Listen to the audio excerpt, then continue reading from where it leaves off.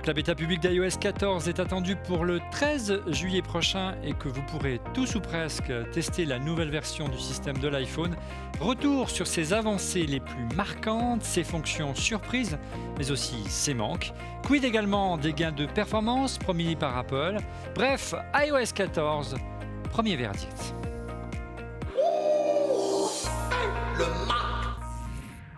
Et bonjour à tous, vous regardez On refait le Mac alias ORLM, très heureux de vous retrouver pour notre débat high-tech hebdomadaire. Je vous rappelle qu'On refait le Mac est disponible bien sûr en vidéo sur notre site www.onrefaitslemac.com et sur notre app iOS ORLM. On refait le Mac est également disponible sur YouTube, Dailymotion, Apple Podcast en vidéo, mais aussi en version audio, également sur Apple Podcast, Spotify, Deezer et TuneIn, avec comme chroniqueur cette semaine, à mes côtés, ici à plateau, Monsieur Stéphane Zibi de Ionisix. Bonjour Stéphane. Bonjour Olivier, bonjour à tous. Alors, est-ce que tu as installé la bêta d'iOS 14 ? Oui, sur celui-ci. Pas sur mon téléphone principal, bien évidemment, mais j'aurais pu le faire. Voilà, ne trollons pas cette émission.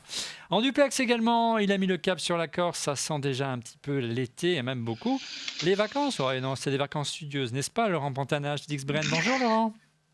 Bonjour tout le monde, j'arrête pas de bosser, mais c'est studieux. Mais oui, effectivement, je suis basé en Corse et le ciel est bleu. Bon, alors lui aussi est au et soleil. Je suis très content d'être avec vous. Je suis très jaloux, hein, tu le sais. Mais je sais. J'espère pouvoir te rejoindre d'ici quelques semaines. En duplex, lui également, et au soleil, lui également, expert digital et chroniqueur tech sur BFM Business. Monsieur Damien Douani, bonjour Damien. Bonjour, au soleil de Montpellier, effectivement, en vacances aussi, et comme vous pouvez le voir, quand je suis en vacances, eh bien, je suis le sosie non officiel de Magnum avec ma chemise. Voilà. Et je pense que tu vas rentrer parce que l'image est un peu saccadée, donc il vaut mieux que tu rentres, je pense. Allez, on enchaîne tout de suite avec le sondage de la semaine. Le sondage de la semaine, c'est la réponse à la question, bien sûr, qu'on vous a posée sur le compte Twitter d'On refait le Mac. Cette semaine, la question était « Quelle est la nouveauté la plus intéressante d'iOS 14 ?» Alors, vous étiez 54,4% à répondre les widgets, 27,2% à répondre la protection de la vie privée. C'est vrai que Tim Cook a beaucoup insisté sur ce point il y a 15 jours déjà. Le classement des apps, vous allez voir, c'est très pratique. On va en parler dans un instant, 11,1%. Et enfin, une nouvelle fonctionnalité, Apps Clips, 7,3%. Vous étiez quand même 261 votants cette semaine. Nous reviendrons donc sur les avancées d'iOS 14 dans un instant. Hein. Nous sommes vraiment, pour l'instant, limités à 4 propositions dans le sondage, mais vous allez voir qu'il y en a beaucoup plus, hein, il y a beaucoup plus de nouvelles fonctions. Mais en préambule, une première question Twitter, parce que vous étiez également nombreux cette semaine à nous interroger. Une question Twitter d'Alan plutôt Tranoise. Regardez, même si pour le moment ce n'est qu'une bêta, il faut donc prendre avec des pincettes le ressenti. Est-ce qu'iOS 14 semble aussi fluide que le 13 ou plus gourmand en ressources? On est déjà à la bêta 2, hein, en l'espace d'une quinzaine de jours. Stéphane, tu l'as installé hier soir ou avant-hier. Quel est ton ressenti ? Déjà, on a quand même une bêta qui est relativement stable. Et le 13 juillet, quand un grand nombre se connecteront sur cette bêta, je rappelle quand même qu'il y a quelques années, il fallait attendre ce qu'on appelle la Golden Master, qui arrivait quelques jours avant, avant la sortie définitive. En septembre. Là, on a quand même une bêta qui est relativement fluide et qui, comme je l'ai un petit peu dit lors de l'ouverture de l'émission, j'aurais pu l'installer sur mon téléphone que j'utilise plus particulièrement. Je n'ai pas remarqué qu'il était encore plus gourmand de ressources et même, on va dire que c'est totalement classique de se faire dans ces premières bêtas parce qu'on est plus dans du fonctionnel que dans l'optimisation. Et ça vient plus tard dans les bêtas. Donc pour l'instant, je serais incapable de dire si c'est mieux ou pas bien, mais je n'ai pas vu de batterie, en tout cas, diminuer de 100 à 0 en quelques minutes. Quoi. Alors, est-ce que de ton côté, Laurent, tu confirmes ? Je crois que tu l'as installé, toi, carrément sur ton téléphone principal ? Oui, moi j'ai tout installé. Ça peur de rien. J'ai tout installé. iOS 14, iPad OS 14, macOS Big Sur. Donc selon où on est, ça s'appelle 11 ou 10.16 hein, dans le même OS. Donc là, tu utilises iOS 14 pour faire l'émission ce soir. J'utilise iPad OS 14 pour faire l'émission ce soir, effectivement. D'accord. Parce que j'ai aucun téléphone qui ne soit pas migré. Et je vais appuyer ce que vient de dire Stéphane. C'est-à-dire que tous les ans, je fais la même bêtise. C'est-à-dire que tous les ans, j'installe la version. Je le tiens un jour ou deux. Et puis je me dis, ah non, allez, vas-y, je l'installe. Et après, je l'installe et je regrette. Je me dis, allez, tu t'es encore emballé. Tu aurais dû attendre la bêta publique de la mi-juillet ou de la fin juillet. Et là, cette année... je dois avouer que j'ai été très agréablement surpris par la qualité et la stabilité des OS. Alors, il y a quelques petits bugs, hein, mais pas...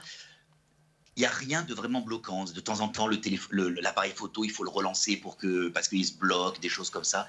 Mais c'est tout, quoi. Franchement, big up à Apple. En tout cas, surtout qu'il y a de gros enjeux. Hein. Il faut imaginer, avec Big Sur, sur ARM, tout ça, c'est des gros enjeux. Chapeau. Je le fais pas tous les ans, cette fois-ci je le fais. Il y a juste un truc qu'il faut peut-être noter, il y a certains qui ont eu ce problème-là, je l'ai eu moi-même. La bêta 1 pouvait désactiver le chargement sans contact. Oui. Le chargement sans de la batterie. De la batterie, c'est-à-dire qu'on pouvait charger... Chargement à induction. Pardon. Ouais. Et donc on avait quelques soucis, il fallait donc, quand ça arrive, il faut redémarrer le téléphone.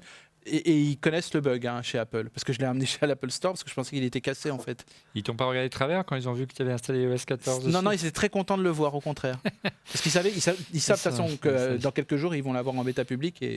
Alors Damien, est-ce que tu as sauté le pas de ton côté? Alors d'habitude, je suis plutôt, on va dire, riscophobe. Et là, cette fois-ci, je sais pas. J'ai eu l'intuition, j'y suis allé. Je l'ai installé sur donc, mon téléphone. Alors, je suis plus dangereux, on va dire, que Stéphane. Je l'ai mis carrément sur mon téléphone que j'utilise tous les jours pour juste voir ce que ça donnait. Et ça marche nickel. Mais vraiment, je suis extrêmement surpris pour une première version de cette OS. J'ai pas un bug, je n'ai pas eu un plantage, je n'ai pas une application qui ne marche pas. Je m'attendais avec des vieilles apps que ça allait planter. Ça fonctionne vraiment nickel. J'avoue ne pas avoir testé le chargement avec induction, mais sinon, sinon j'ai une bêtise. Je l'ai testé, il marche très bien. Non, j'ai une bêtise. Franchement, sur mon 11 Pro Max, mais zéro problème. Vraiment, alors, extrêmement surpris. C'est bien de préciser sur le 11 Pro Max, parce que regarde, on a une question également de Nico. Horizon Forbidden West, voilà qui est amusant. Comment se comporte le SE 2020 avec la bêta, surtout au niveau de l'autonomie? Alors on l'a installé sur ce petit SE2 que nous a gentiment fourni Apple. Et écoutez, ça va, il n'y a rien à signaler. Alors c'est un peu bizarre de passer du 11 Pro Max à un SE voilà, en termes de taille d'écran. Mais surtout quand on a vu qui baisse comme la mienne, mais j'ai trouvé très réactif. Effectivement, j'étais agréablement surpris. Moi, je n'ai pas passé le pas. J'attendais effectivement qu'elle monte en maturité. Et d'ailleurs, c'est lié à une autre question encore de Christophe Aigron, c'est un fidèle de cette émission. Est-ce bêta d'installer les premières bêtas sur son précieux? La question est intéressante. Hein. Ouais. La question est intéressante et la réponse que je ferais, c'est... en fait, le jeu de mots est génial, je trouve. Ouais. Mais le risque que tu peux rencontrer, c'est que tu aies des applications qui ne fonctionnent pas. En fait, ce qui se passe souvent, c'est que quand tu installes la bêta, finalement, la bêta Apple en elle-même, elle est relativement stable. Mais par contre, il y a des applications qui crashent. Je te donne un exemple, qui n'est pas un exemple iOS parce que j'en ai pas eu, mais je l'ai eu sur macOS. Hein. Chrome, qui n'avait jamais crashé sur macOS, j'ai eu plusieurs crashs depuis que je suis passé à la bêta. Alors, c'est pas grave, hein, tu relances Chrome, il te rouvre toutes tes fenêtres. Mais par contre, voilà, c'est pas tant les applis Apple qui posent problème, mais ça peut être des applis. Donc, le risque, en fait, et ça, tu peux pas le tester avant, quoi, c'est que tu aies une application sur ton téléphone, sur ton iOS, hein, avec lequel il y aurait des problèmes et des crashs, c'est tout. Donc, est-ce qu'on peut vraiment conseiller le 13 juillet prochain à tout un chacun qui n'a pas forcément un compte développeur, comme c'est notre cas, de franchir le pas? C'est vraiment raisonnable. Le retour en arrière est possible, hein. Ouais. Donc, ce qui n'est pas toujours non, il y a eu des années où c'était très compliqué de revenir en arrière. C'est très facile le retour en arrière est très facile. Donc, du coup, tu peux à la limite prendre le risque, quoi. Bon. Damien, tu confirmes? Je confirme, effectivement. Ce qui est intéressant, moi, c'est d'ailleurs pour ça que j'y suis allé, c'est que j'ai vu que je pouvais revenir en arrière. Mais très honnêtement, je rejoins complètement ce que dit Laurent. Il faut accepter éventuellement des effets de bord qui peuvent être un peu désagréables sur le moment. Mais globalement, franchement, celle-là, elle est vraiment bien stable, je trouve. Ouais, moi, ça m'est arrivé que sur des bêtas, par exemple, je ne puisse plus téléphoner. C'est quand même assez embêtant pour pour un smartphone, Ouais. mais c'est vrai que c'était il y a quelques années, ça remonte du temps d'iOS 8, voire d'iOS 9. Et depuis, Apple s'est pas mal amélioré de ce côté-là. Allez, on continue. On va passer en revue, si vous voulez bien, les différentes fonctionnalités que vous plébiscitez dans notre sondage, hein, à commencer par l'évolution de l'interface, à l'instar des widgets. iOS 14, une interface, comment dire, inspirée, hein, pas mal d'évolutions de l'interface qui, en effet, l'interface est pas mal inspirée au sens que c'est plutôt réussi, c'est vrai, mais aussi inspirée de ce qui se fait ailleurs. Android. C'est clair. C'est le cas de widgets sur l'écran d'accueil que les utilisateurs d'Android connaissent plutôt bien, Stéphane. Oui, c'était quelque chose. C'est quelque chose qui est complètement copié, bien évidemment, mais ils l'ont magnifié. Il faut dire les choses comme elles sont. Maintenant, les développeurs savent ce qu'ils ont à faire pour les releases de leur appli au mois de septembre, c'est d'avoir les widgets les plus sexy pour envahir nos écrans. Et franchement, là, on en avait 2 ou 3 qui étaient disponibles, qui sont des widgets d'Apple comme l'agenda, comme la météo, etc., ou la bourse. Mais quand on aura nos mails ou tout ce qu'on veut, en tout cas une sorte de black box où il y aurait tous les messages, Messenger, e-message, email et j'en passe, je suis sûr que nos pages vont être révolutionnées et elles seront beaucoup plus belles, il faut dire les choses, que celles qu'il y a sur Android. Et une fois de plus, iOS prend de l'avance sur Android.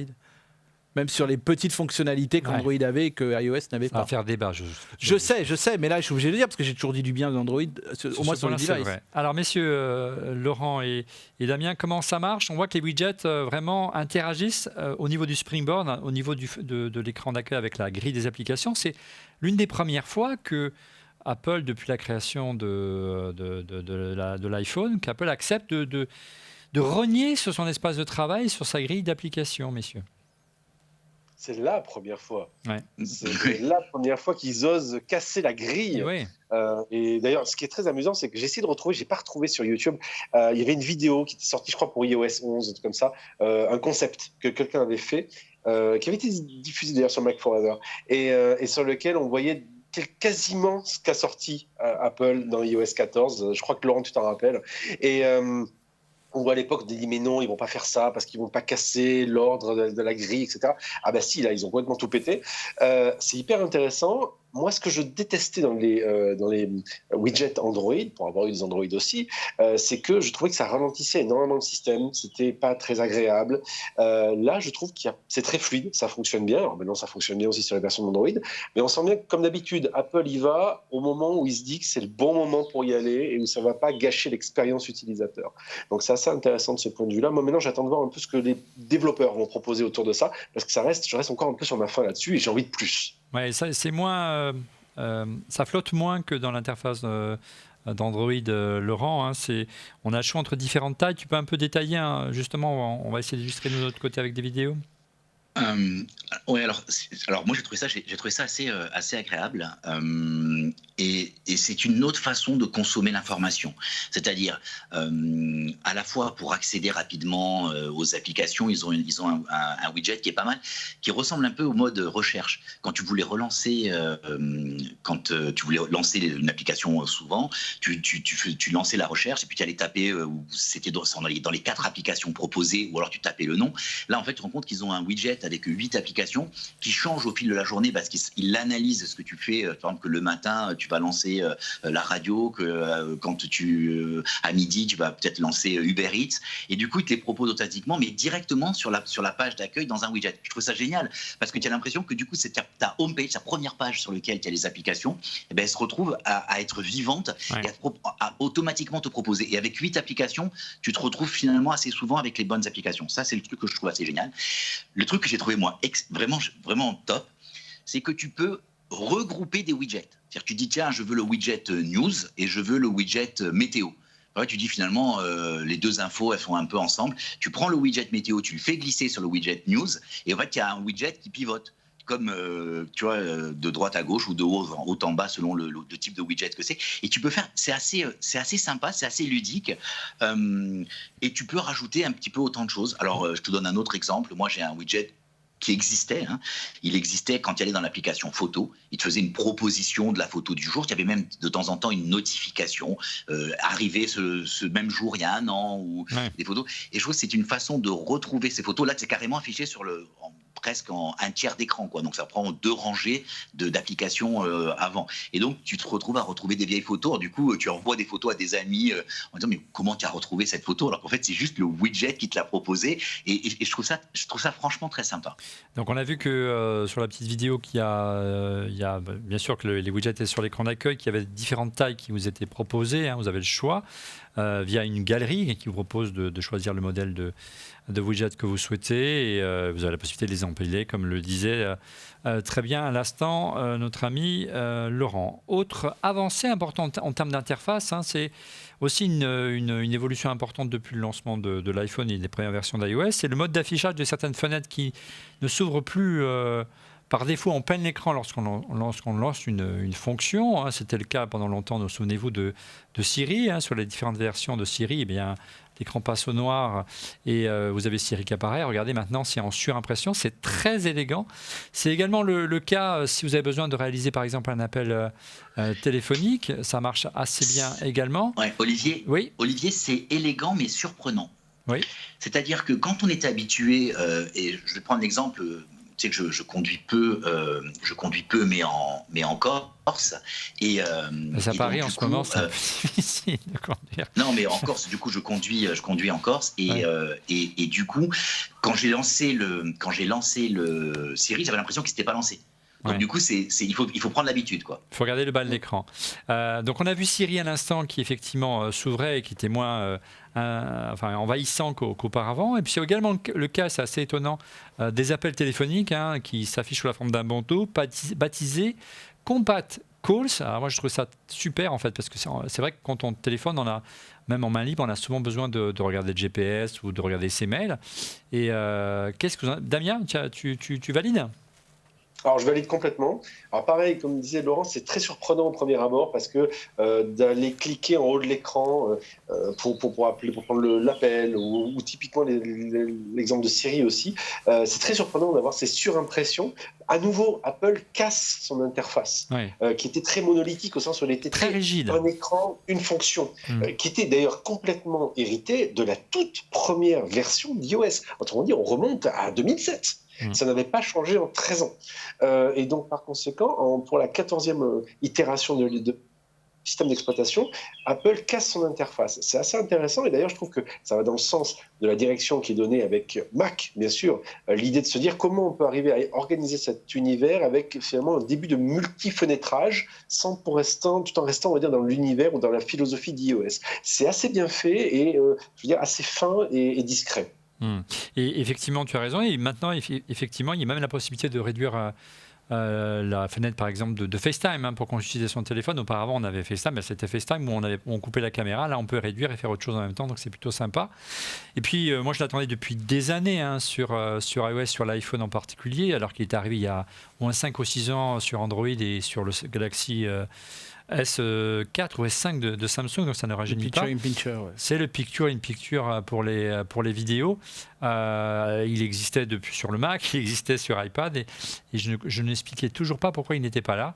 Effectivement, Apple ouvre ses chakras et tu as raison de préciser, Damien, l'idée de convergence avec le Mac, puisqu'effectivement, il faudra passer d'une interface à l'autre avec plus de facilité et plus de confort. Regardez les mêmes gestes. Et puis les OS vont fusionner quand même, vous le savez.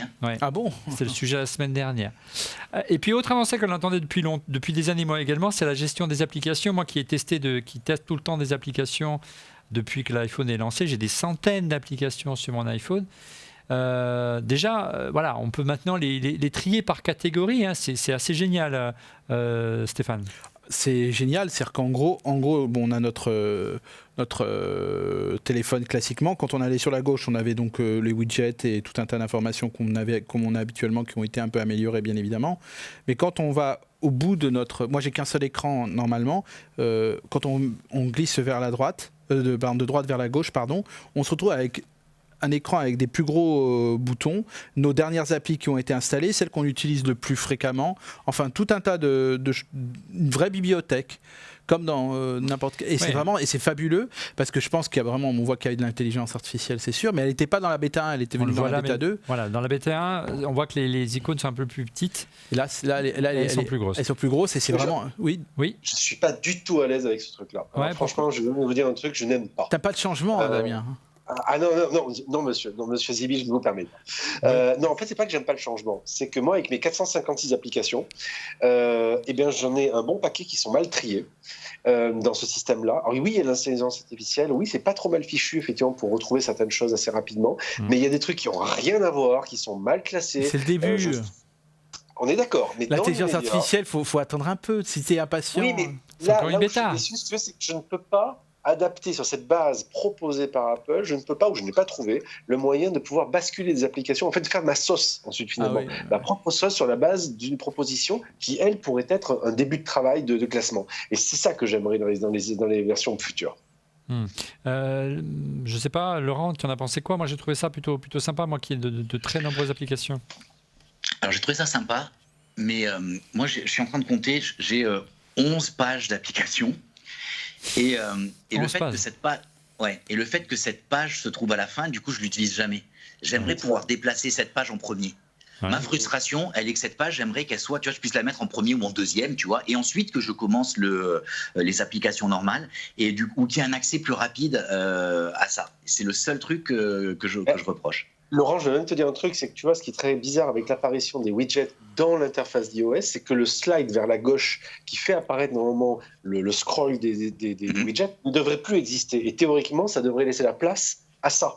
Ce qui permettrait d'avoir un accès rapide à une classification d'application et ensuite les widgets qui vont dans l'interface. Normalement, les deux devraient se fusionner si on est logique. Je pense que les développeurs d'Apple vont vous écouter et faire une correction pour la bêta 3. Ça sert à ça, les bêtas. Hein. C'est l'ajustement. Non, mais je pense que c'est sûr qu'on est exigeant et qu'on attend, mais on est quand même en phase de test. Et à plein d'égards, on l'a dit au début, on va avoir une bêta aussi stable et qui permet de lire à peu près quasiment toutes les applications sans souci. C'est quand même une rareté. Voilà, il faut dire les choses. Bon, en tout cas, mais je suis d'accord avec toi. Quand tu as 11 pages, Laurent, il faudra ranger ton iPhone peut-être. Mais bon, ça, j'ai rien dit. Ouais, c'est vrai qu'avec 450 apps, il y a de quoi la ranger. Mais c'est vrai que moi, je perdais des heures souvent à le faire. Et là, ça simplifie la tâche. Signalons quand même qu'il y a toujours la possibilité, si tu as besoin de le faire à la main, il n'y a pas de problème. Mais bon, je te souhaite bien du plaisir. Et puis, il y a également une petite... il y a des applications qui vous ont suggéré, comme c'était le cas auparavant via un widget. Maintenant, vous avez une famille qui s'appelle... les applications qui, suivant l'heure de la journée, sont suggérées par Siri. Et puis enfin, un nouveau mode qui est apparu il y a quelques années sur l'Apple Watch, c'est évidemment les applications par liste. Vous pouvez lister vos applications si vous n'arrivez pas à les retrouver.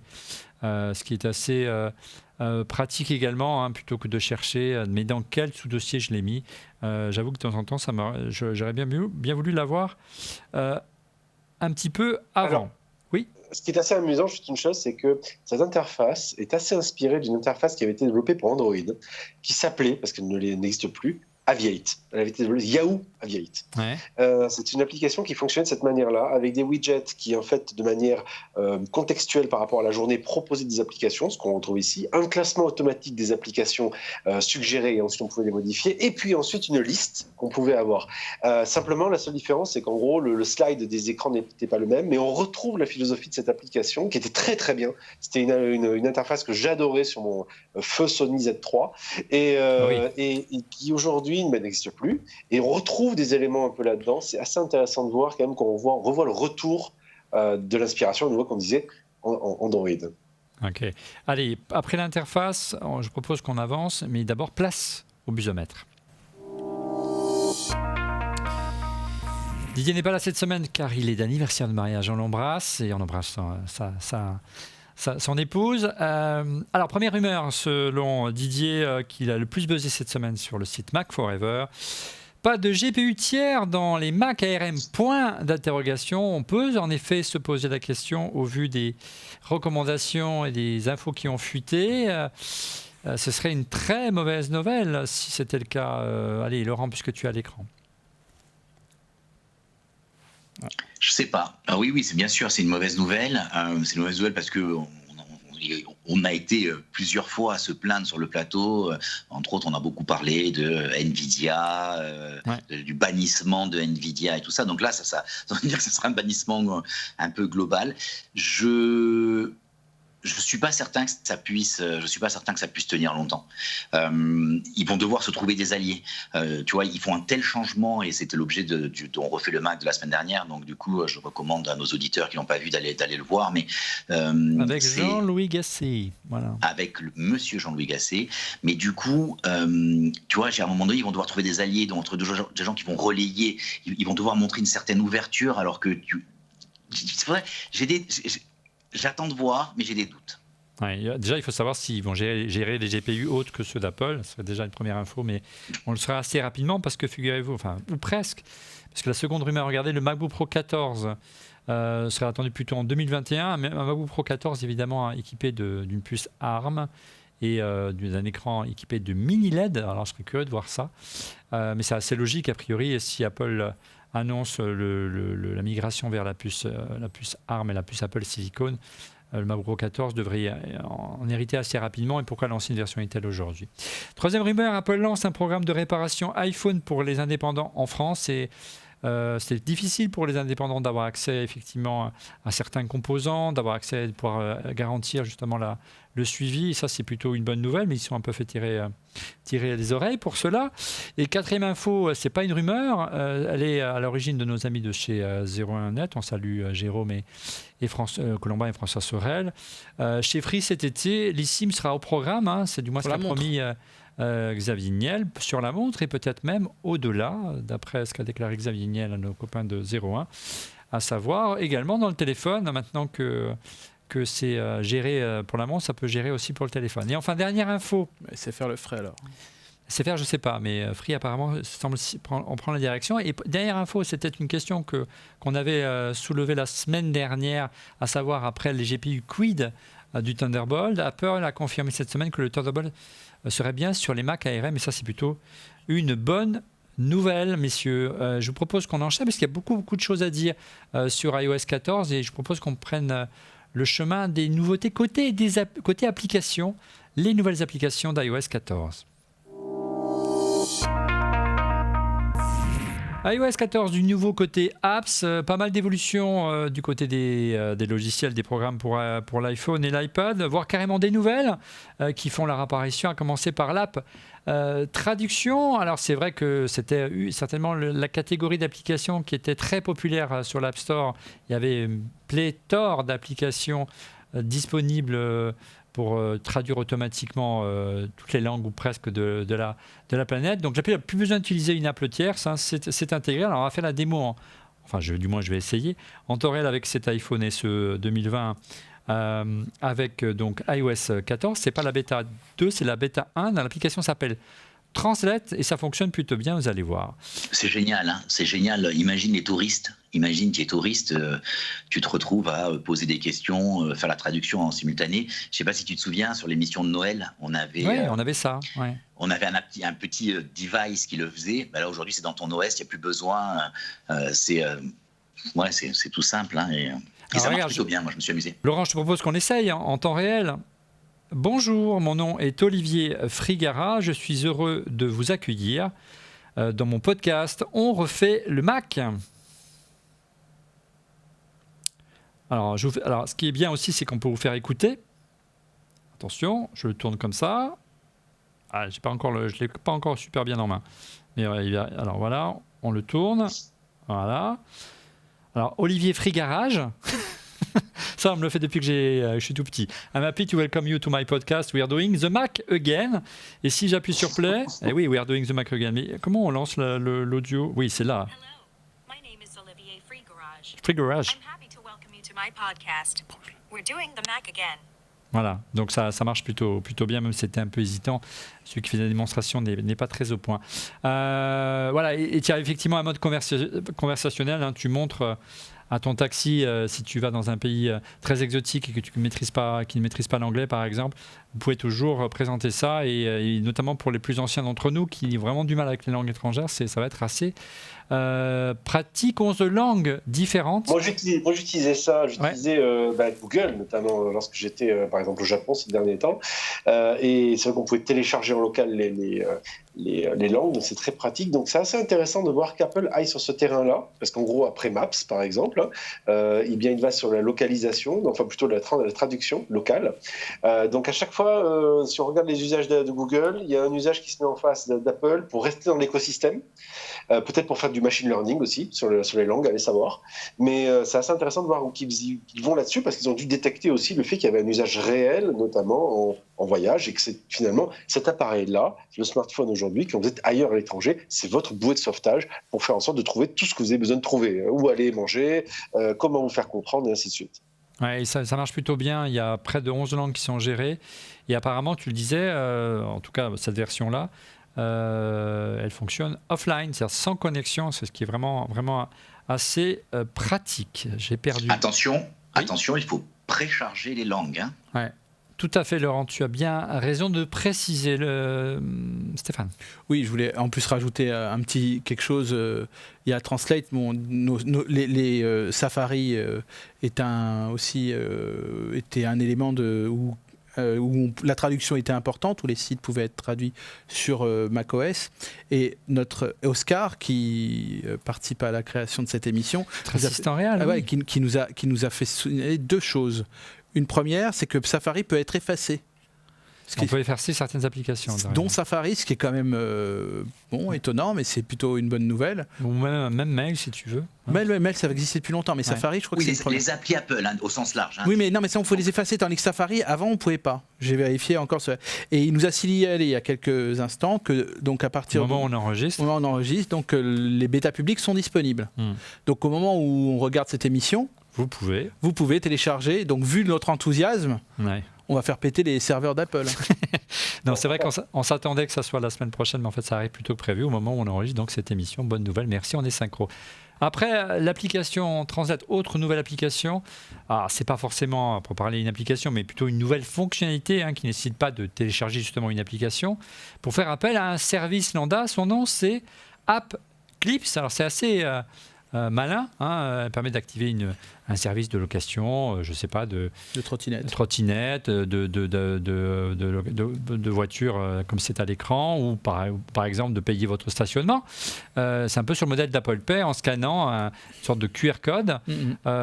Qu'est-ce que vous en avez pensé de ce petit système, Stéphane ? C'est un système qui est génial. Nous, bien sûr, il n'a eu que 7%, je crois, de résultats, mais quand on va l'avoir, si on refait le sondage quand ce sera effectivement en ligne et disponible avec le travail des développeurs, pour moi c'est quasiment l'application ou le service révolutionnaire sur iOS 14. Alors on peut quand même s'interroger si les développeurs vont suivre ce mouvement. C'est obligatoire. Voir s'ils ne vont pas carrément traîner des pieds, parce qu'ils préféraient plutôt que les utilisateurs téléchargent. On voit bien le bénéfice pour les utilisateurs, mais pour les développeurs, ils veulent garder leurs utilisateurs captifs dans leur application.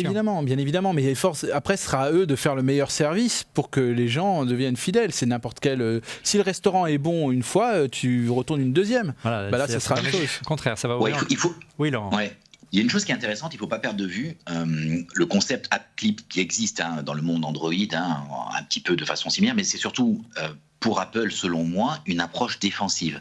Aujourd'hui, Apple a dit il y a une app pour ça. Grosso modo, la phrase, c'était il existe toujours une app pour faire quelque chose. Mais il ne faut pas perdre de vue qu'il y a de plus en plus de PWA, ce sont les Progressive Web Apps, je crois que ça s'appelle, et où finalement des développeurs développent sur un modèle plutôt web des applications qui font presque la même chose. Et c'est marrant parce que c'était la philosophie de Steve Jobs au début. Il ne voulait pas d'App Store, il voulait pas d'application, il voulait juste du web, et ils avaient sorti un SDK un peu léger. Bon, très vite, ils ont créé l'App Store et ça les a rendus richissimes encore plus. Mais pour moi, je vois bien dans ce concept de clip, le fait de tu es dans une démarche de micro-consommation à un instant précis, qui n'a pas envie d'avoir une application que tu vas de toute façon télécharger très vite derrière parce que tu ne vas pas l'utiliser, et de pouvoir avancer, donc de ne pas avoir supprimer, oui, supprimer, et donc de ne pas avoir ces progressive web apps que Apple ne maîtrise pas du tout. Ouais. Il y a un deuxième truc aussi pour aller dans le sens de Oui, Damien. Laurent, pour aller plus loin dans l'usage, c'est qu'Apple, en faisant ça, va nous enfermer dans son système de paiement. Exemple très concret, je dois payer mon parc-mètre. Je dois télécharger une application. Je fais une fois ça de temps en temps parce que j'ai pas de bagnole, je l'ai juste loué. Ça m'emmerde de télécharger l'application, de mettre ma carte bancaire dedans. Bref, c'est long, c'est compliqué, puis ça va peut-être planter. Là, je me présente, hop, je passe mon téléphone, la petite app apparaît, et bien entendu, je n'ai pas besoin de mettre ma carte bancaire puisque je paye avec Apple Pay. Donc automatiquement, je paye mon stationnement avec Apple Pay, je reste dans l'univers d'Apple, mais pour mon utilisateur, c'est fluide. Et donc, c'est, à mon avis, une manière aussi de continuer à rester dans l'écosystème tout en continuant à avoir une utilisation plus fluide des apps. Ouais, enfin, quand tu as Apple Pay, moi je suis à LCL, j'attends toujours. Hein. Ils avaient promis pour le début de l'année. Ouais, en tout cas, c'est un nouveau canal d'acquisition client qui sera non négligeable. Bien. Autre fonctionnalité qui n'est pas forcément une application, c'est l'arrivée de CarKey, hein, cette possibilité d'ouvrir et de démarrer votre auto simplement avec l'iPhone grâce au capteur NFC, hein, c'est propre pour l'instant à la marque BMW, mais ce qui est assez sympa parce qu'on peut partager du coup ses clés et un accès à son téléphone pour un temps, à sa voiture pour un temps duré avec des amis, c'est assez sympa. En fait, là également, c'est aussi une forme pour les directions marketing des différentes marques d'automobiles. Ouais, ça prend du temps pour se généraliser. Je pense que ça va leur donner des idées. Je vous parle d'un temps où j'étais encore en agence dans une boîte qui s'appelait Valtech, et on avait comme client une grande marque automobile allemande, et on avait... c'est pas BMW. Non, c'est pas BMW, et en fait on avait trouvé un système qui était assez intéressant, qui permettait d'acheter à plusieurs une voiture. Et en fait, tout tournait autour d'une application. Et il y avait 5 jeux de clés. On savait là où chacun faisait du car sharing, quoi. C'est ça. Et en fait, là, ça va encourager ce type de choses, je l'espère en tout cas, parce que bon, aujourd'hui, les voitures on n'a qu'à voir le nombre de vélos à Paris. Les voitures n'ont plus leur place dans les métropoles.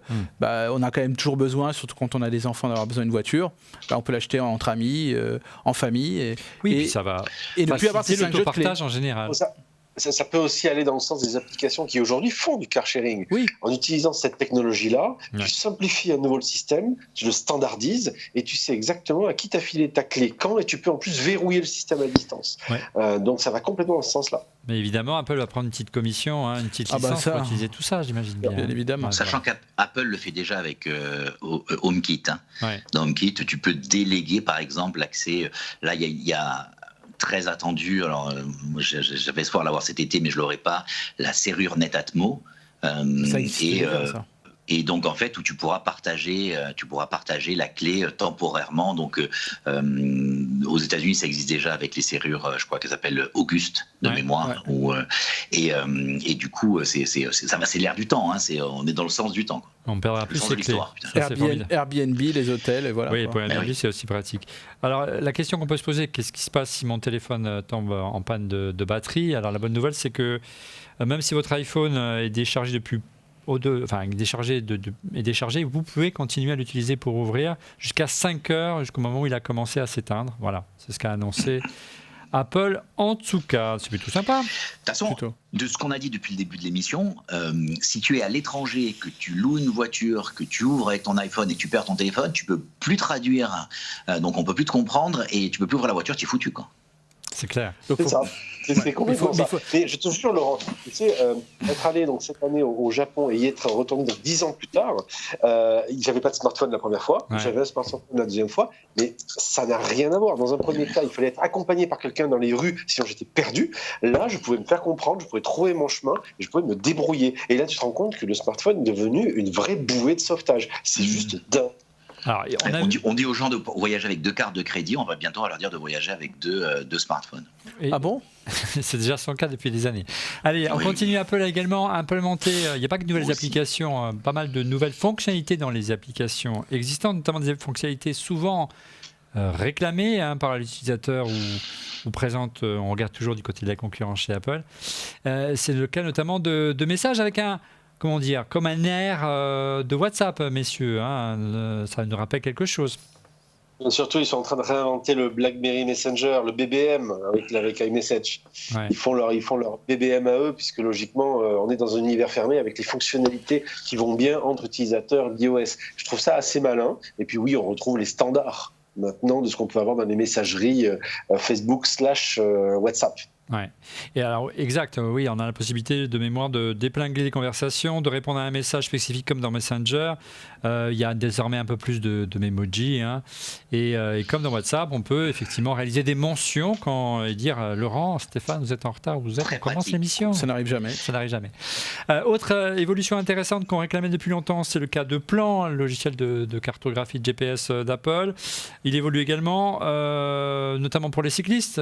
C'est quand même assez pratique. On l'attendait depuis longtemps. Hein. Il fallait utiliser des solutions concurrentes. Il y a un mode également voiture électrique qui est assez pratique pour vous faire des trajets un peu comme propose Tesla pour calculer un trajet en fonction des bandes de recharge. Donc ça, c'est malin. Voilà. Et puis, un mode guide qui n'est pas forcément encore actif, qui vous donnera des fiches en fonction d'un lieu, etc. Et puis, on aura tout ce qui manquait, ce qui m'énervait, moi, dans Plan, à savoir l'absence des radars routiers, le trafic n'était pas toujours au top. Et enfin, la fonction Lock Around, hein, qui s'est généralisée aux États-Unis, hein, l'équivalent de Street View, qui devrait arriver en France. Parce que regardez, on a reçu une petite photo de notre ami Mister X, qui n'est pas là ce soir, mais on l'embrasse, mais il continue, hein, mais il a beaucoup de travail en ce moment. Il continue à refaire le Mac, bien sûr.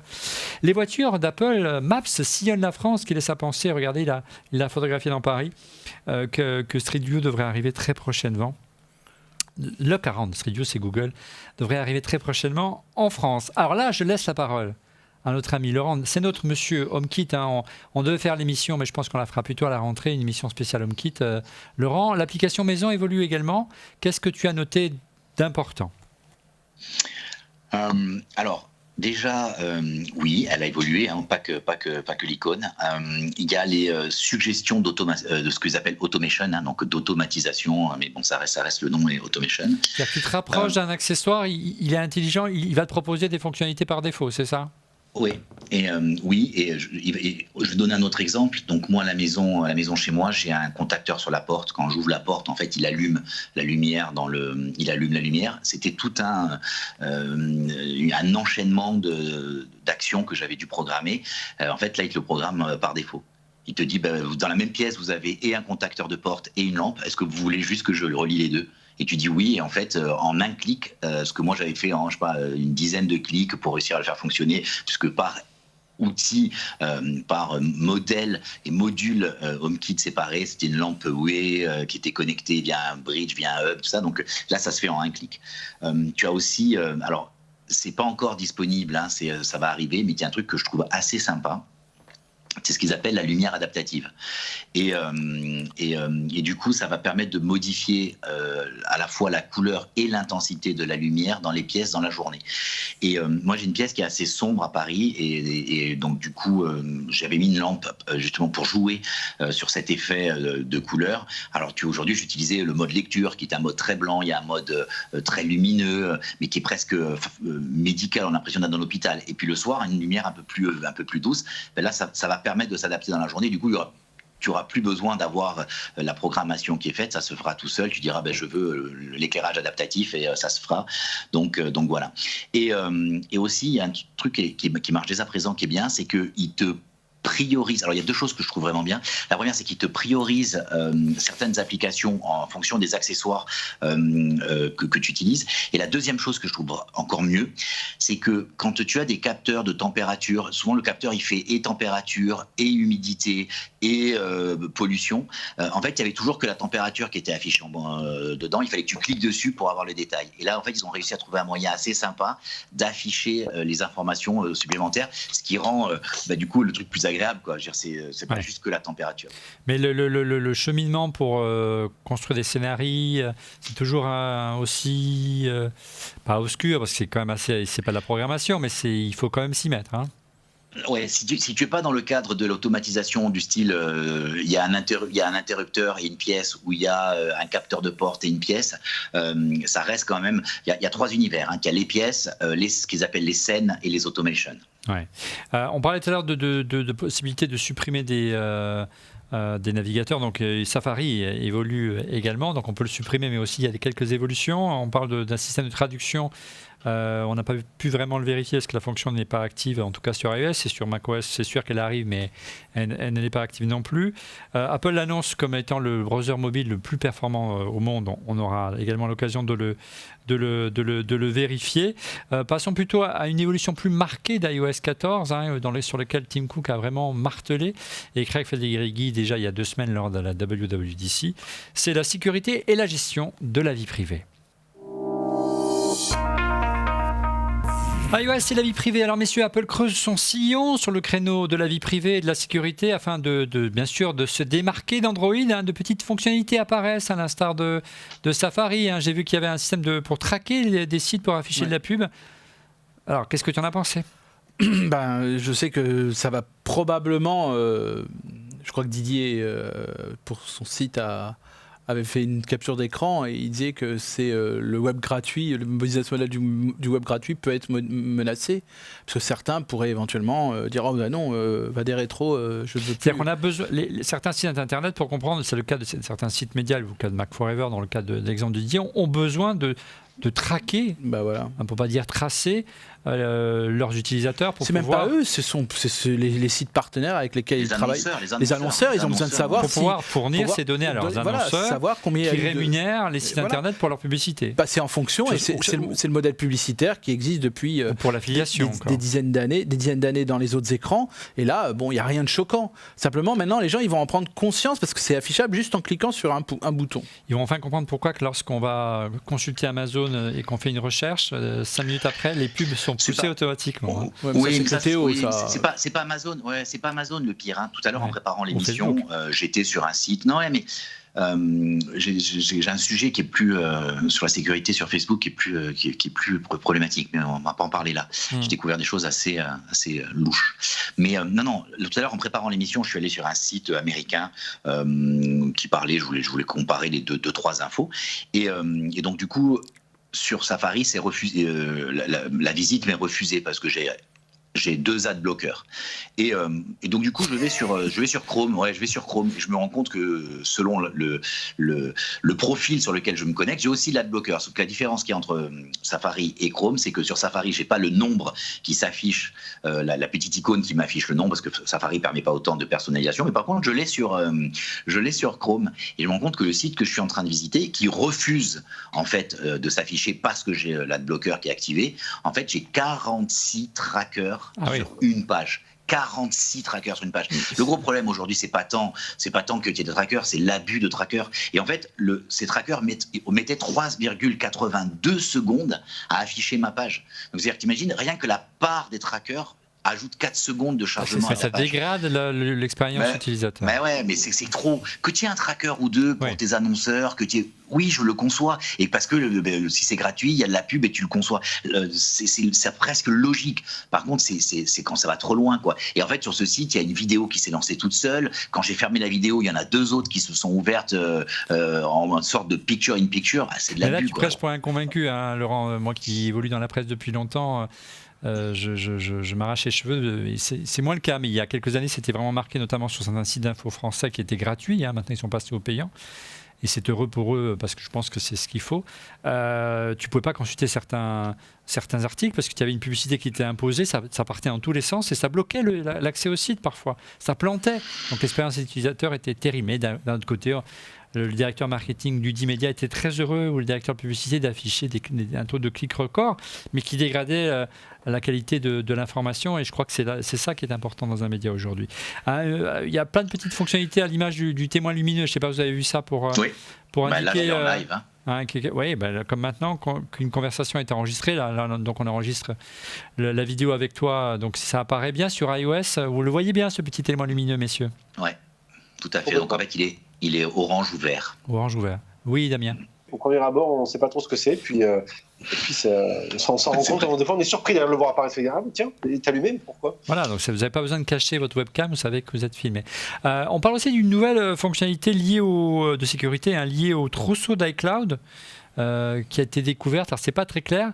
Ça indiquerait aux utilisateurs les mots de passe enregistrés qui sont susceptibles d'être facilement piratés. Vous en avez fait l'expérience? Alors, j'ai pas fait l'expérience, mais en gros, c'est une fonctionnalité qui existait déjà quand tu étais connecté sur Google et que tu utilisais Chrome comme navigateur, il pouvait te dire voilà, tu as 192 accès login password, et sur ces 192, il y en a un couple mot de passe login mot de passe qui est un peu fragile. Il faut que tu les changes tous et on t'encourage à les changer. C'est une adaptation, je pense, de ce qui existe déjà sur Google. Ouais. Et c'est très important parce qu'aujourd'hui, on se fait de plus en plus hacker. Juste, oui, je fais un aparté là-dessus. Il y a, dans le même style, il y a une appli moi que j'adore et je suis fan depuis des années. D'ailleurs, j'ai reçu le renouvellement annuel ce matin, donc c'est OnePassword. Ouais. Et dans OnePassword, ils ont une fonctionnalité qui s'appelle Watchtower, qui est un peu la tour de garde, la vigie, et qui pareil te dit attention, ce mot de passe. Alors eux, ils vont même plus loin que ça. Ils te disent attention, tu as un compte sur auprès de telle société, elle a été piratée. On sait qu'elle a été piratée, donc va changer ton mot de passe. Ouais, Attention, ton mot de passe, on l'a trouvé dans. Est-ce que mon compte a été piraté? On a trouvé ton adresse email dans un compte piraté, donc méfie-toi aussi de ça. Donc il y a pas mal de choses. Laurent, ça tu l'as aussi aujourd'hui intégré dans Firefox. Firefox a intégré dans toutes ces fonctionnalités de sécurité tout un panel autour de la recherche de mots de passe qui ont été piratés.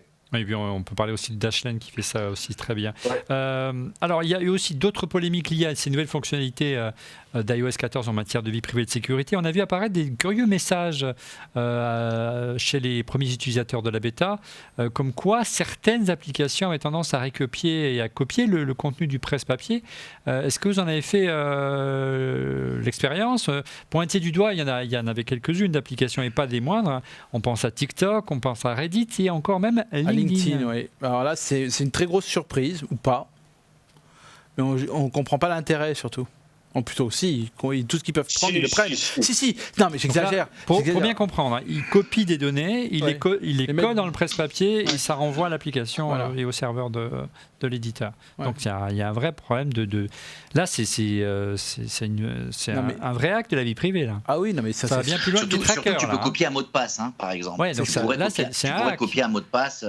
Ou un numéro de carte bleue, je sais pas. Ça peut assimiler à un hack, c'est plus du tout du traçage. Là, c'est carrément de...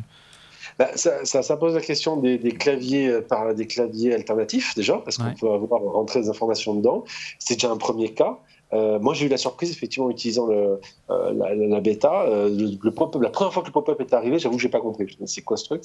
Et effectivement, je me suis rendu compte, et maintenant je m'amuse à regarder des applications qui me pompent des données, où je fais attention. Alors des fois, il y a des trucs qui sont normaux, et puis il y a des fois, on se dit, mais pourquoi est-ce qu'il est allé chercher de la data dans mon presse-papier? Alors on peut imaginer effectivement que ça fait du data mining, chercher de l'information, éventuellement accélérer du chargement de page, ou éventuellement de la publicité, bien sûr. Mais c'est trop lent. La bonne nouvelle, c'est que le fait que Apple le montre maintenant, c'est fini, quoi, parce que très vite, ils vont devoir arrêter de le faire, quoi. Bah Donc du coup, c'est un coup de génie de la part d'Apple, parce que tu vois, c'est pas qu'ils peuvent plus le faire, mais c'est que du coup, aujourd'hui, on les voit, quoi. Ils ont pris la main dans le sac, donc ils peuvent plus faire. Donc moi je dis bravo, quoi. Merci Apple pour une fois. Voilà, et pour rebondir sur ce que tu disais tout à l'heure avec Didier et justement avec Didier Policani, les difficultés de certains sites internet de pouvoir fournir des informations, du moins permettre à leurs annonceurs de fournir des informations sur leurs différents lecteurs et profils d'abonnés. Une autre polémique qui a été soulevée par l'IDFA, Identifier for Advertiser, Keisaco. Vous savez, c'est le fameux identifiant unique qui est apparu, je crois que c'était l'année dernière. Oui, l'année dernière. Qui permet de s'identifier sur des sites, mais on vous garantit que Apple ne transmettra pas votre identité. C'est une adresse mail bidon. Temporaire, et on ne peut pas cibler vos profils. Et il semblerait que dans cette nouvelle version d'iOS, le niveau de confidentialité soit encore plus élevé et que véritablement les services qui exploitent ce système d'identification d'Apple n'aient vraiment aucune visibilité sur les profils d'utilisateurs, ce qui évidemment en matière de publicité risque de poser problème. Et ils réclament une réunion urgente, l'association des publicitaires aux États-Unis, urgente avec Tim Cook. Je leur souhaite bon courage. Bref. Mais ce que je disais tout à l'heure, et donc en fait j'utilise assez peu la fonctionnalité moi de création de compte via le système Apple, et parce que j'ai un autre système qui me permet de le faire et que j'ai développé moi-même il y a très longtemps et qui marche très très bien. Et du coup, a priori tu t'auto-pirates pas, donc tout va bien. Non, mais c'est très intéressant. En fait, j'ai un email unique, j'ai un système d'email unique pour chacun des comptes, donc du coup c'est voilà. Mais par contre, hier, ma tante m'a demandé de lui créer, c'est ce que je racontais tout à l'heure, de lui créer un compte sur Spotify. Et à un moment donné, j'ai vu créer avec Apple, et du coup, j'ai utilisé la fonctionnalité, et j'ai été très agréablement surpris par la facilité et la clarté des messages. Même c'est pas une technophile, tu vois. J'ai ma tante, elle a plus de 70 ans et elle écoute Spotify, c'est bien. Oui, parce que hier, je lui ai configuré son enceinte, comment ça s'appelle, Superboom. Je sais que tu les adores, toi. Les Wonderboom. Les Wonderboom de chez Limited Ears. Voilà. Vous avez imprononçable. Voilà. Et donc du coup, j'ai testé, c'est génial parce qu'en fait, tu dis le créer avec Apple, et là tu as le choix. Est-ce que tu veux donner ton vrai email ou créer un autre email? Tu dis un autre email, tu valides et c'est fait, quoi. Et le compte est créé. Et j'ai trouvé ça, mais ça m'a vraiment, je trouvais ça génial. Bon, on a ciblé, on a essayé de lister le maximum de nouvelles fonctionnalités plutôt intéressantes de cette nouvelle version d'iOS numérotée 14. Place maintenant au manque, et en particulier un gros manque, c'est bien sûr Siri. Siri, la déception, on peut le dire. Siri, en tout cas aujourd'hui, en tout cas, Siri évolue peu. La révolution annoncée il y a quelques mois par Tim Cook n'est pas arrivée. Souvenez-vous, il avait fait une déclaration assez tonitruante comme quoi Apple allait vraiment mettre le paquet sur Siri, et voire plusieurs milliards, on a annoncé à l'époque, et ça tarde vraiment à se matérialiser. Comment on peut comprendre à part ces nouvelles fonctionnalités qui permettent de passer Siri en plein écran? Alors bien sûr, ils ont insisté, c'est plus rapide qu'avant. Apple annonce avoir enrichi sa base de données. Ils utiliseraient 20 fois plus de ressources qu'il y a 3 ans. Mais franchement, alors est-ce que c'est un problème de langue? Mais Apple est largement à la traîne par rapport à Google et Amazon sur ce point-là. Ça montre le retard qu'ils ont. Ça montre le retard qu'a pris Siri depuis des années, puisqu'ils ont du mal à le rattraper. C'est un peu la même chose qu'avec Plan. Ils vont mettre plusieurs années pour arriver à se récupérer. Et donc, la différence, c'est qu'ils ont dégainé les premiers avec Siri, alors que Plan, ils n'ont pas dégainé les premiers. On est d'accord, ils ont dégainé les premiers, mais ils se sont endormis sur leur laurier. En plus, ils ont positionné Siri comme étant un assistant de vie, on va dire, par rapport aux usages de l'iPhone, et pas un assistant universel comme vous positionnez Google ou Alexa. Et donc aujourd'hui, ce qu'on voit, c'est que c'est le manque de fonctionnalité ou de connexion avec l'extérieur du monde de Siri qui fait qu'aujourd'hui, Siri, à part bien remplir les demandes de calendrier ou d'envoyer des messages, voilà quoi. Stéphane ? En fait, le truc, c'est que moi, j'ai du mal, depuis le début, à comprendre leur architecture, en fait, technique. On a plein d'outils, on a l'Apple TV, il y a du Siri, il y a... Chaque fois, Siri un peu différent. Et on dirait que c'est indifférent, alors qu'on pourrait avoir une architecture commune. Et j'ai l'impression que, en fait, qu'est-ce qui fait la richesse et ce qui permet à une reconnaissance vocale de marcher, c'est d'avoir de la donnée. Normalement, en quantité, il y en aurait suffisamment. Largement. Même un segment qui est l'iPhone, il pourrait rejaillir sur les autres. Je comprends pas. Franchement, je comprends pas. Et comme je comprends pas, je l'utilise pas. Ouais. Et même quand il se démarre tout seul, j'ai qu'une seule envie, c'est... On a l'impression, Laurent, puisque c'est toi le spécialiste de l'intelligence artificielle, c'est le métier de Dixbrain, je confonds entre Laurent et Stéphane. On a l'impression qu'Apple est un peu dans la même situation du temps de macOS 8, macOS 9, face à un mur. Et que j'ai l'impression qu'il faudrait vraiment qu'ils partent d'une feuille blanche, un peu comme le disait à l'instant Stéphane, non? Pour la prochaine génération de Siri. Alors, il y a 2 sujets. C'est ce que nous disait Luc Julia, souviens-toi, lorsqu'on a reçu cet hiver. C'est pour ça, c'est ce que j'allais dire. Donc, il y a 2 sujets. Le premier sujet, c'est que, et Luc Julia le présentait comme tel, il disait qu'au départ, c'était pas l'intelligence artificielle telle qu'elle est utilisée aujourd'hui. C'était beaucoup, alors je ne vais pas dire de keyword matching, c'est-à-dire on cherche des mots-clés, mais c'était vraiment un système de règles. Et là où les autres sont très vite partis sur des approches d'intelligence artificielle un peu plus vastes. Ça, c'est le premier sujet. Bon, j'ose espérer que depuis le rachat de Siri aux équipes de Julia, ça a évolué, mais on n'en a pas, la preuve. Ouais. La deuxième chose, c'est que c'est quelque chose qui se dit beaucoup dans la Silicon Valley, mais dans le monde de l'intelligence artificielle, il y a il y a beaucoup de partage. Le problème, c'est que la culture du secret chez Apple fait que les équipes d'intelligence artificielle d'Apple ont du mal à s'intégrer aux autres équipes d'intelligence artificielle présentes dans la Silicon Valley, y compris chez des concurrents tels que, faut savoir que tout ce qui se fait autour du langage, l'université de Stanford est une des meilleures au monde. Ils sont à 10 minutes en voiture, tu vois ce que je veux dire. Donc, ils ont beaucoup de mal à ça. Ouais, tout à fait. Ils ont du mal à s'intégrer du fait de cette culture du secret, même de participer, ils peuvent jamais vraiment trop parler. C'est toujours. Donc du coup, il y a un peu la philosophie Apple empêche un peu d'avancer. Alors je suis pas capable de juger si c'est vrai ou pas. Si tu vois, encore une fois, c'est difficile de mesurer, mais le constat aujourd'hui est certain, c'est que on pourrait s'attendre mieux, y compris sur les déclenchements. Tu sais, moi à la maison j'ai testé, j'ai mis les 3 côte à côte, hein, donc j'ai mis le HomePod, le Google Home et Alexa. Le déclenchement, même le 10 Siri, il se déclenche mal, quoi. Ouais, tu vois, alors quand tu fais OK Google, même si tu mâches tes mots, tu fais un OK Google, il le comprend, quoi. Tu vois, on va pas le dire, ça va se déclencher partout dans le studio, mais un coup il se déclenche sur l'iPhone, un coup il se déclenche sur l'Apple Watch. Il se déclenche quand on veut pas, ouais, c'est ça. Des fois il se déclenche quand on n'a rien demandé. C'est un gros caillou dans la chaussure d'Apple. Alors messieurs, quels sont justement, pour conclure cette émission, les manques que vous souhaitez à terme qui apparaissent quand la version définitive d'iOS 14 sera là, voire la version 15 qui sera là l'année prochaine, hein. Peut-être avec Stéphane en plateau. Les manques,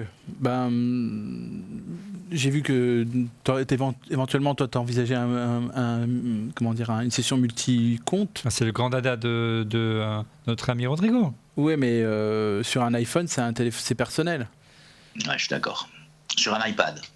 Voilà, sur un iPad, voilà. Ouais. Mais voilà, c'est sûr que moi j'ai du mal à imaginer. Pour l'instant, je trouve que on est sur une avancée majeure entre iOS 13 et iOS 14. On va repartir pour un cycle, je pense, d'optimisation et de moins grands changements, même si l'ARM va être au milieu de tout ça. Mais on est quand même sur quelque chose de très novateur et avec beaucoup de choses en insistant sur les app clips qui sont vraiment un truc qui est vraiment un truc vraiment pour moi révolutionnaire entre guillemets. Je pense que c'est vraiment bien. Sinon, c'est vrai, la NFC, c'est un gros souci pour moi. Oui, il n'est pas ouvert. Donc, il n'est pas ouvert, donc on ne peut pas l'utiliser pour l'Île-de-France, pour Paris, le transport.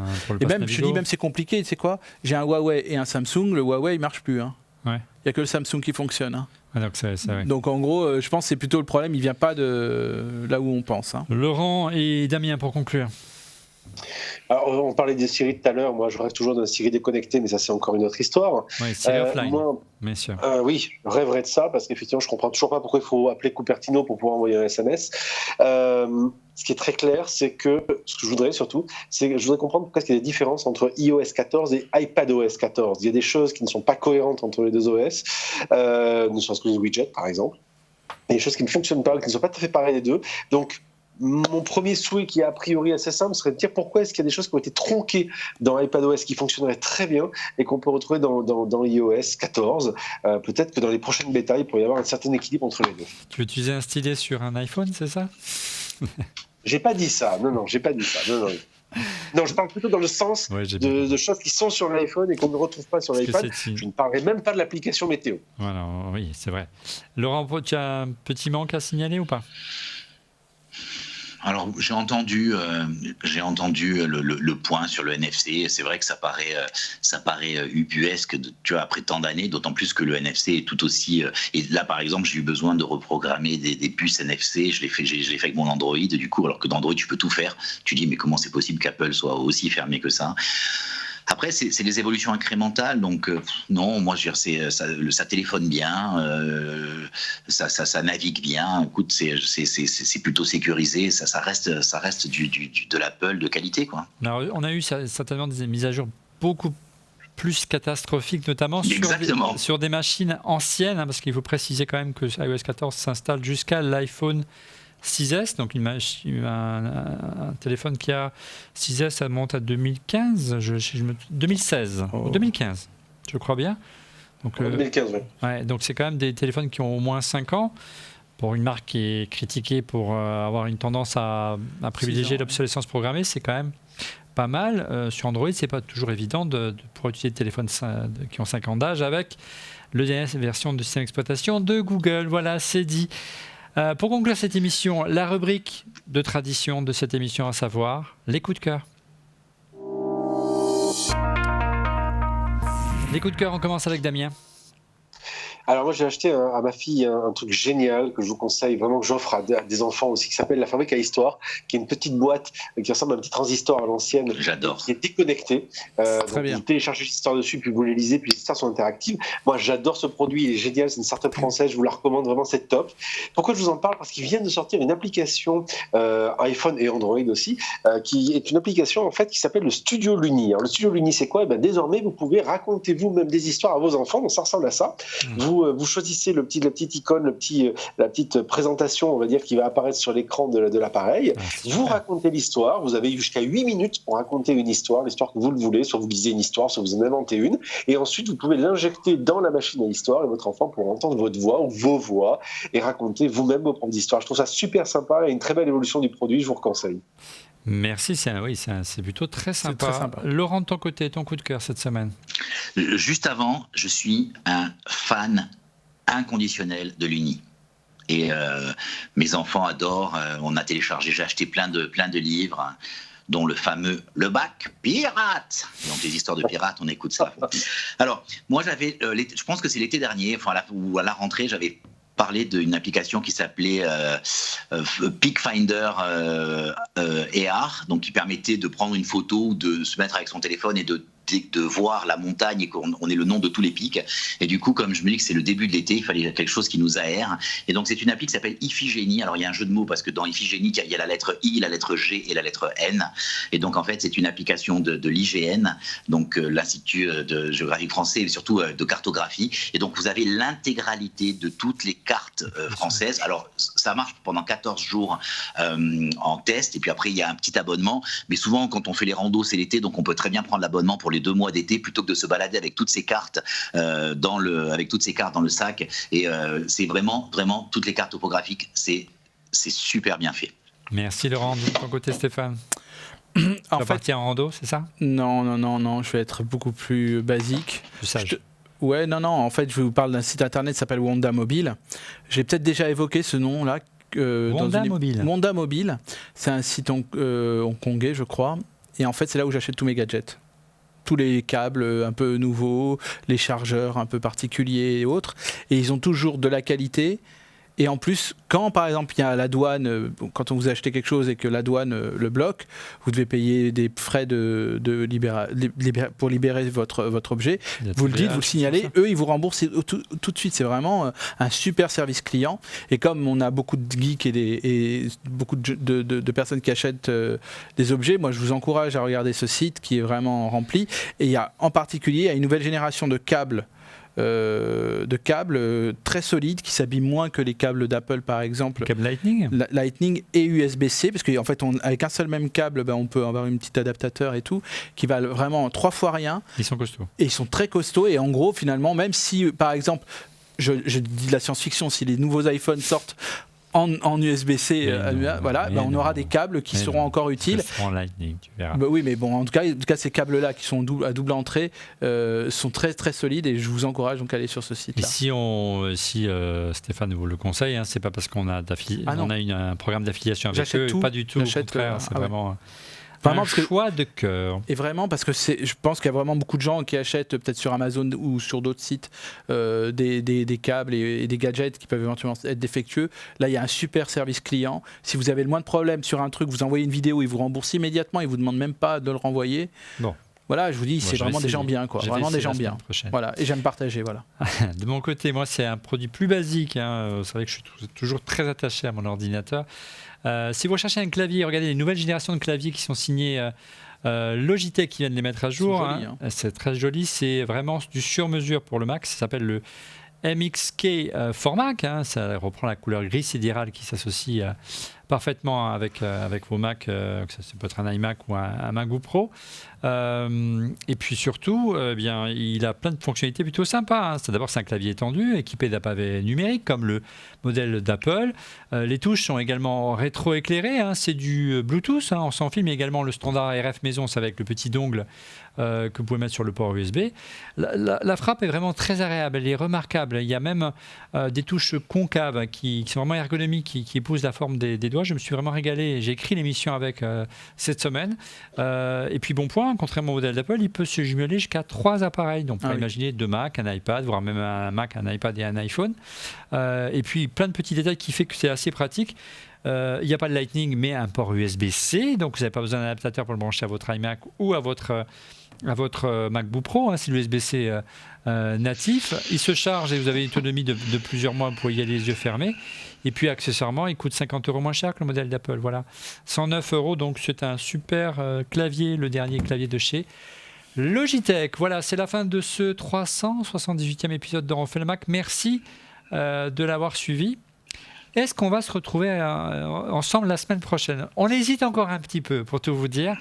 On va voir si essayer. On va essayer. Mais il y a les coups de cœur de l'été quand même. On va voir. Il est possible que ce soit potentiellement la dernière émission de la saison. Et si c'est la dernière émission de la saison, voilà, on voulait remercier toute l'équipe de Refait le Mac. Vous ne les voyez pas, mais qui sont derrière la vitre de la régie et qui ont vachement bossé cette année. On peut les applaudir. Oui, on va les applaudir. Pour nous faire ce magnifique écrin, regardez... ce studio qui vraiment, on est vraiment très fiers du rendu de ce studio pour faire que cette émission pas soit que le studio, faire les émissions hein, aussi. Oui, il y a d'autres émissions qui sont arrivées, on refait la tech. C'est justement une des raisons qu'on hésite pour la semaine prochaine, parce qu'on a prévu de faire une émission on refait la tech un peu surprise, mais si elle ne se fait pas, on fera on refait les Mac. Voilà, on vous donne donc rendez-vous la semaine prochaine et fin août, début septembre à la rentrée. Messieurs, j'espère que vous serez au rendez-vous, Laurent, Damien. Moi, j'y serai. Oui, bien sûr. J'ai amené mon micro. Maintenant, je me déplace plus sans mon micro pour pouvoir te parler, rester connecté à toi, Olivier. Une bonne connexion 4G. Le Mac, donc. Voilà. Et je suis en 4G là, ouais. Et on devient expert en remote, comme on dit aujourd'hui. Damien, on compte sur toi aussi. Oui, tout à fait. Où que je serai, puisque vous voyez là derrière moi, je ne suis pas à Paris, je suis dans la verdure avec ma 4G+ aussi. Bon. Donc tout est possible. Bien, merci beaucoup. Et Stéphane, hein, tu connais le chemin du studio? Oui, ou alors je peux rejoindre mes amis aussi. Aussi, mais pas tout de suite. Je suis le bienvenu. Hein. Moi, je dis tout le monde en Corse. Allez hop. Vous voulez qu'on fasse une émission cet été? Alors, peut-être j'ai trouvé un excellent restaurant de Boutargue pour toi, Stéphane. Bon, avec joie. Allez, on vous donne peut-être rendez-vous la semaine prochaine ou à la rentrée pour être prévenu en temps réel de la mise en ligne de l'émission. Je vous invite à vous abonner à notre chaîne en cliquant sur le petit bouton et n'oubliez pas bien sûr de cliquer également sur le petit pouce. Merci encore pour votre fidélité et peut-être à la semaine prochaine ou à la rentrée, on va voir. À bientôt.